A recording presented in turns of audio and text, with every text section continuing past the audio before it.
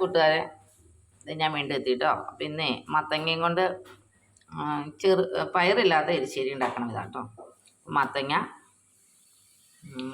ഒരു 200 ഗ്രാം മത്തങ്ങ എടുത്തിട്ടുണ്ട്. അര സ്പൂൺ മുളക് പൊടി, അര സ്പൂൺ കുരുമുളക് പൊടി, മഞ്ഞൾപ്പൊടി ഇവയെല്ലാം ചേർത്ത് ഉപ്പും ചേർത്ത് കുക്കറിൽ ഒരു സ്റ്റീം അടിക്കാൻ പോകണേ. അതിന് വേണ്ടിയിട്ട് കുറച്ച് വെള്ളം ഒഴിച്ച് സ്റ്റീം അടിച്ചുകൊണ്ട് വരട്ടെ കേട്ടോ.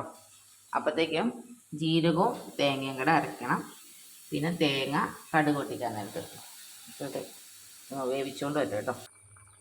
അങ്ങനെ മത്തങ്ങ വെന്ത് ഉടഞ്ഞ് നല്ല ഭംഗിയായിട്ടിരിക്കുന്നുണ്ട്.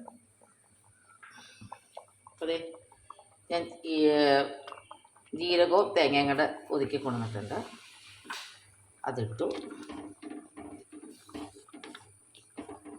അതിട്ട് കഴിയുമ്പോൾ കടുക് പൊട്ടിച്ച് തേങ്ങയും ചുമന്ന മുളകും കറിവേപ്പിലയും ഒക്കെ ഇങ്ങനെ ഒന്ന് മൂപ്പിച്ച്, അതായത് ഒരു ചെറിയ ചുമന്ന ബ്രൗൺ നിറാവുന്നവരെടുത്ത്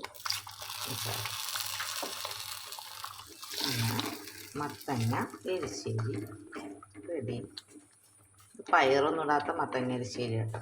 മത്തങ്ങ ശരീരത്തിന് വളരെ നല്ലതാണ്. കുറുകി കഴിയുമ്പോൾ ഇരുന്ന് കുറുകിക്കോളും ചട്ടിയിലല്ലേ. ഓക്കെ, ടാറ്റാ.